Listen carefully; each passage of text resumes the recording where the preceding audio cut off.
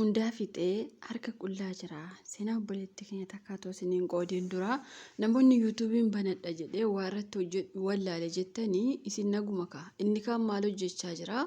Ilmi namaa kamuu kennaa adda addaa qaba. Kanaafuu banadha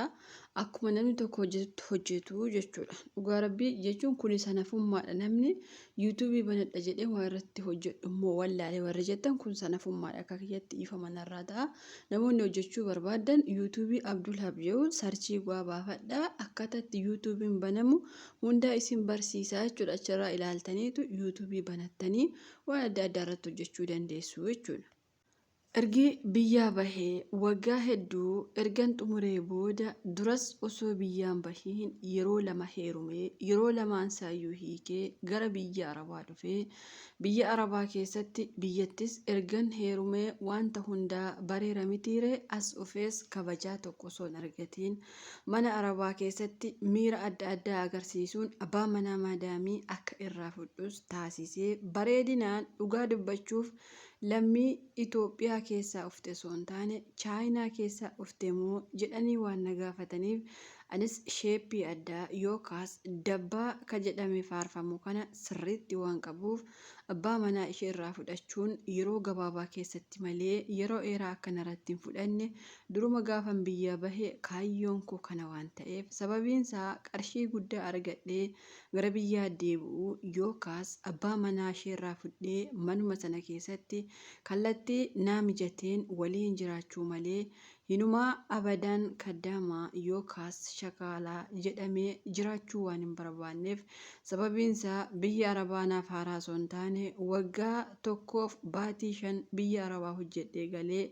gaa'ila yeroo 2 uumee gaa'illi waan na dideef anis biyya Arabaatti yeroo deebi'u murtii kana murteeffadhee dhufe malee hojjechuuf osoo hin taane yaadni ani murteeffadhes yeroo gabaabaa keessatti naaf mijachuu baatus naannoo ji'a 3 yookaas baatii 3 ergi fixee booda abbaa manaa maadaamii koo yeroo inni shaayii naa fidii yookaas kootu siree fi waan adda addaa hojjedhu jedhu anis osoo isan didiin uffata maadaamiin koo uffattu caalaa biyyaa bitadhee waan hin dhufeef isheen barsiistuu waan taateef yeroo isheen mana barumsaa deemtu uffata sana sirriitti uffachuun of dhiqee of miicee mataa kiyya sirreessuun akkuma Arabaatti mana sana keessa waan hin deemuuf. Dhugaa dubbachuuf manni ishee hundi isaa kaameraa waan qabuuf isheenis kaameraa bakka hundaatti waan gashatteef bakki hin jiru jedhamee waamamu shintibeetii keessa qofaa waan ta'eef innis guyyaa tokko miira adda addaa waan itti agarsiisuuf innis dhiira mitiire kootu maaliif uffata akkasii uffattaa maaliif akkas taataa osoo hin taane qarshii siif kennaa ishee oksitee na waliin jiraattaa yeroo inni jedhu anis hawwiin koo kana waan ta'eef eeyyeen jechuun fayyadamuun keenya yookaas bakki siree keenyaa shintibeetii keessa qofaa waan ta'eef sababiinsaa yeroo walitti fayyadamnu malee achi keessa rafna jechuu kiyya miti. Bakki hundaa kaameraa qofaa waan ta'eef haa ta'u malee shintibeetii sana keessa qofaa kaameraa waan hin jirreef anis baay'ee jaaladhee baay'ee naa ta'e dhugaa dubbachuuf qarshii hundaa narratti fixe yoo jedhame kun waan nan sobsiisneef qarshii guddaa erginatti baasee booda dhugaa dubbachuuf innis miira aarii keessa galee akkamitti qarshii amma kana narraa fudhattaa ati waan maal taatee fi sararatanyaa miti moo jechuun guyyaa tokko yeroo na gaafatu anis maal rakkoo qabaree qarshii yoo naaf laattee sa'aatii barbaaddetti natti fayyadamaan jirtu jedhe yeroo isa gaafu innis ta'ullee qarshii guddaadha jechuun dhugaa dubbachuuf guyyaa tokkotti qarshii inni naaf kennu gara biyyaa yoon erge qarshii naannoo 200 Itoophiyaa waan ta'uuf innis guyyaa guyyaarraa waan naa kennuuf umarratti baay'ee takka aareeroon akkas naan jedhu anis dhiisuu dandeessa jedhee qarshii guddaa inni naaf kenneen magaalaa Finfinnee keessatti mana ajaa'ibaa ijaaree haa ta'u malee manni ani ijaare kun qaama kiyya gurguruu yookaas itti haasa'uu waan ta'eef umarratti na gaddisiisuu baatus guyyaa tokko inni qarshii naa kennuu waan dideef anis waan kana waan baradheef nama naaf fiduu dandeessaa jedhee yeroo isa gaafu innis eeyyee nama nan sii fidaa Paakistaanii yookaas lammii biyya biraa yoo barbaadde malee namni kana hojjetu hin jiru asii. Yoon waan kana hojjetti jedhe haadha manaa kootti waan himaniif yoo barbaadde Paakistaanii sitti fida jechuun guyyaarraan qarshii guddaa naa kennuu baatus qarshii xiqquma waan naa kennuuf lammii Paakistaanii kana waliin jiraachuu yeroon jalqabu maadaamiin koo osoo natti hin bariin hamma kana jiraadhee guyyaa tokko abbaan manaa ishee osoo kana dhiistee baay'ee gaariidha. Paakistaaniin lammuu akka dhufnee aniifati walitti deebina jechuun inuma maadaamiin koo shakkite kaameraa bakka hundaa waan jiruuf shintibeettii keessallee keessatti natti fakkaata. Guyyaa tokko achi keessa seennee akkuma dura baratame waan raawwannu yeroo baanu maadaamiin koo mana barumsaatti yeroo dhuftu har'a nyaata hin hojjetiin shukuraan yookaas galatoominaan jechuu yeroo isheen natti himtu. Anis dhugumatti biyyarraa kana murteeffadhee waan hin dhufeeruuf durumaanuu hawwiin koo araba ajjeesee yookaas haadha manaa ajjeesee abbaa manaa irraa fudhachuu yookaan qaama kiyya akkas bareedu kanaan qarshiitti jijjiiree maallaqa guddaa argadhee waan guddaa takka biyyattii godhachuu waan ta'eef karoorri koo duruma biyyaa bahe kana waan ta'eef yoo nyaatte nyaattaa yoo dhiifte immoo hin dhiifta malee akkamitti nyaata hin hojjetiin jetta jechuun yeroon ishee lolu isheenis abbaa manaa isheetiin sararatanyaa kanan barbaadu gara biyyaa narraa gashii jechuun yeroo isatti himtu innis lakki hin galtu maal si gootee situu nyaata hin barbaadu jedhe malee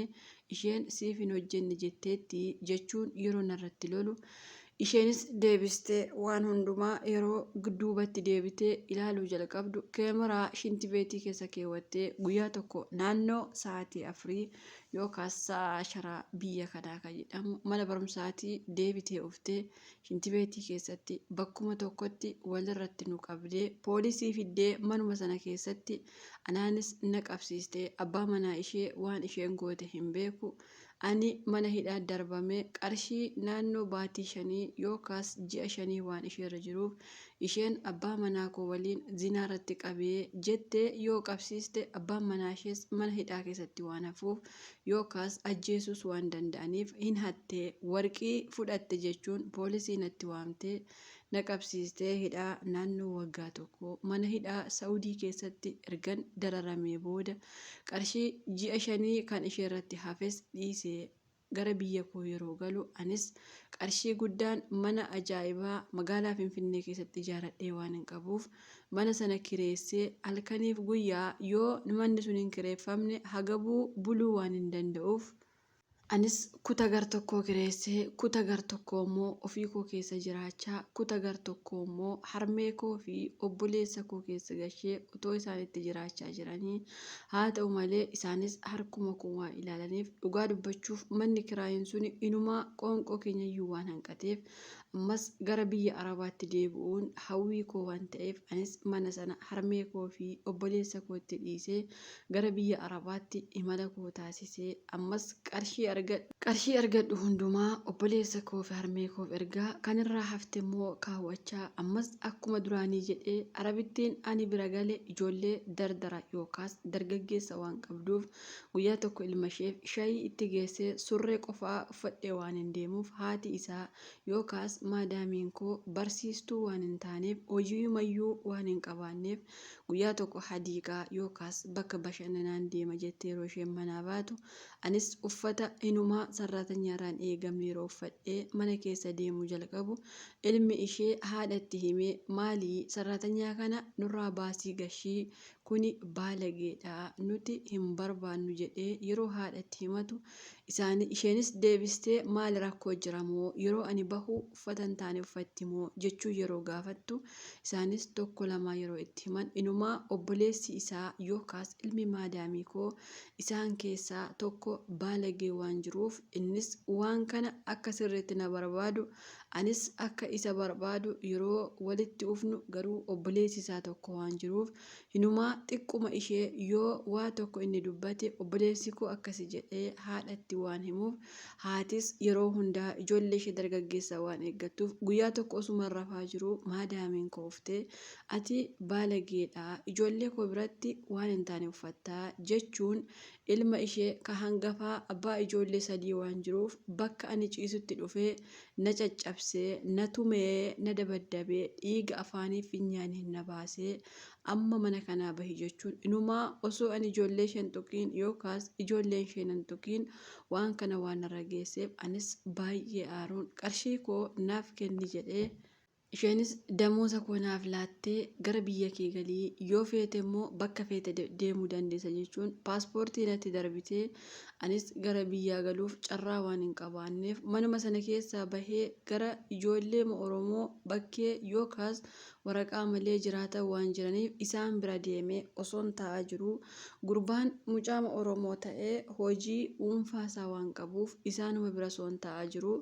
inni guyyaa tokko hin jira mitiire osuma walitti bashannannu haa ta'u malee ulfi garaa kootti akka hafe argee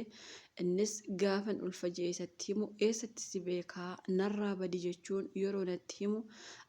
anis furmaata dhabee waan godhu wallaalee rabbiin ilmaa fi durba ijoollee lakkuu naaf kennee biyyuma kana keessatti osoo baatii tokko hin gahiin yookaas ji'a tokko osoo hin gahiin ijoolleen sun na jalaa boqottee anis garatti deebi'u wallaalee biyyuma kana keessa rakkachaa osoo hin jiru magaalaa Finfinnee keessaa manni kee karaarra waan ta'eef yookaas bakkichi diigamuu qaba waan jedhaniif mana sanas narraa diiganii haati koos mana kireeffattee anis haadha koo achitti suman gargaaraa jiru amma garuu mataan koo halkaniif guyyaa waan of dadhabeef ani waan gochaa wallaalee miidiyaarra bahee kadhachuuf waa xiqqoo malee waan nanaafneef yoon bahee kadhes ani mana sana zinaa dalagee yookaas maadaamiin koo nama garraamiidha jedhee ofii koo uffata badaa uffadhee inumaa abbaan manaa lammii Paakistaanii hamma natti fidutti waan hin gaheef ofuma koo waan kana ofirraa waan hin gaheef haa ta'u malee manni koo kan diigame manni sun mana zinaatiin ijaarame ta'innaa jechuunis waan na shakkisiisuuf amma waan gochuu waan hin wallaaleef waggaa baay'ee biyya namaa keessas waan hin tureef gara biyya koo galuuf yeroo gabaabaa waan na hafuuf biyya galees karaatti bahee kadhachuu malee wanti na hafu waan hin jirreef amma seenaa koo kaasiniif qoode na gorsaa yookaas immoo karaatti na deebisaa yookaas qarshii naaf kennaa osoo hin taane namoonni of jijjiiruuf gara biyya namaa deemtanii akka koo daandiirraa kaa'attanii yookaas karaan jireenyaa isin jalaa badee inumaa waan baalageen hojjedha jettanii biyyaa baatanii erga biyyaa baatanii qarshii guddaa argattanii booddeetti kisaaraa galuu waan hin oolleef inumaa waan dafqa keessanii malee waan tokkoon godhinaan aamsa kootii galatoomatti obboleettiin keenya seenaa kennuu qooduuf hedduu galatoomii irraa barannaa. Namoonni baay'een gaafa biyyaa baanu waa hedduuf biyyaa baana namni waan baalagummaa murteeffatee biyyaa ba'us hin jira namni araba ajjeesa jedhee biyyaa ba'us hin jira namni qarshii abee biyyaa ba'us hin jira namni baalagummaa akkanaaf biyyaa ba'us hin jira ijoollee keenya gaafa biyyaa baatan gaafa qarshii walitti qabachuuf biyyaa baatan of murteessanii biyyaa ba'uu qabdu malee keessaafuu abbaa manaa madaamii akkatti irraa fudha jettanii namoonni tokko ka biyya keessatti baalagummaa baree biyya kana keessatti illee baalagummaan biraa hin hafuu jechuudha. Sababiin isaa mucayyoon kun biyyatti lama heerumeen lamaan saayyuu na didee as gahee immoo haala kana mijeeffadhee dhufe jettee biyyatti namni tokko kan lama sadii heerumu fakkeenyaaf yoo abbaa manaa waliin galle takkaa walii galuu dhiisuu dandeessaa lama walii galuu dhiisuu dandeessaa garuu deebistee baalagummaa yaadu hin qabdu jechuudha. Fakkeenyaaf haalli jireenya yoo si jalaa bade karaa haala jireenyaatti deebitu barbaaddatta malee tokkos na dide kunis na dide sunis na dide jettee yoo dhiira rakkoofte inumaa biyya namaa deemee waan akkasii hojjedha yoo jette badii guddaan sinirra jechuudha. Mucayyoon kun amma qarshii barbaacha lammii Paakistaanii birallee deemte ilma Oromoo birallee deemte araba birallee deemte jechuudha. Qarshii yoo ofii keenya hojjenne keessaafuu miidiyaan amma waan toleef fakkeenyaaf kan akka tiiktookii, feesbuukii, yuutuubii wanti qarshiin kaffallee hin jiru hundi isaa hin kaffala. Fakkeenyaaf feesbuukiin wanti fooloo 5,000 ol yoo ta'e veerifaayi gootanii hin kaffala. Tiiktookiin illee akkanuma akkasatti kaffaluu qaba. Yuutuubiin hin kaffala. Hojii dandeettii adda addaa osoo qabdanii waan kana gochuun waan badaadha jechuudha. Sababiin isaa akkaataa itti rabbiin nu harkaa dha'ee baasullee hin beeknu. Kanaafuu qarshii har'a dhufee bor darbuuf jecha jireenya ofii diiguu qaama ofii balleessuu faayidaa takka hin qabu naamsa kiyya. namoonni baay'een kana hojjetanii fakkeenyaaf namoonni yuutuubii Gammachiis Tashoomee ni beektanii seenaa isaanii hedduu dabarsaa oola. Mucayyoo magaalaa Finfinnee keessatti mana guddaa mana ajaa'ibaa bilookeettiin yookaas immoo mana fooqii haga darajaa 3 ijaarratte isheen illee arabatti heerumte akkanatti argatte garuu umarratti waan isheen taate agartanii jirtan seenaa namoonni yuutuubii Gammachiis Tashoomee hin beekne sarchii waa deemaa aggeeffadha seenaa adda addaa achirratti darbaa oola jechuudha. Namoonni baay'ee waan gaarii wayiitti fakkaachuu danda'a. Har'a fakkeenyaaf arabni daqiiqaa 2-3 waliin ciisee birrii 200-300 yoo kenneefi waan guddaa wayiitti fakkaachuu danda'a jechuudha. Garuu qarshiin harkuma kee jira. Yoo ati dandeettii qabaatte beekumsa yoo ati qabaatte qarshiin silkii wakii irra jira jechuudha. Silkii kee fi sammuu kee keessa jira jechuudha. Isinii galee kanaafuu haga damoosni maadaamii keessanii isinii ufutti waan adda addaa hojjettanii argachuu dandeessanii jechuudha. Osoo waan kana hin godhiin osoo gara waan kanaatti iyyuu galtanii jireenya keessaniin balleessinii jechuudha. Ani har'allee ta'e boruu aamsa isinii qabu hojii mana arabaa keessaa caalaa hojii mana arabaas jabeeffachaa hojii keessanis jabeeffachaa yuutuubii keessan osoo hojjettanii baay'ee gaariidha jedhee yaadani sababiinsaa osoo waan badaa ta'e isinitti himu itti fayyadamaallee isiniin jedhu tokkoffaa yuutuubii qabaachuun biizii nama godha. Ati gaafa biizii taate sammuun kee waan takka hin assaabu biizii sin ta'u kanaafuu waan isin fayyadutti biizii ta'a malee waan isin hin fayyadnetti biizii hin ta'ina jechuudha. Namni tokko fakkeenyaaf maaliif yuutuubii irraa iyyaa oola? Rakkoon maali jettee anis akkuma nama sana ati amma fakkeenyaaf namni suni ji'a 9 dhalatee ati illee ji'uma 9 dhalatte waan namni tokko hojjetu hojjechuuf tattaafadha waan gaarii yoo ta'e jechuudha.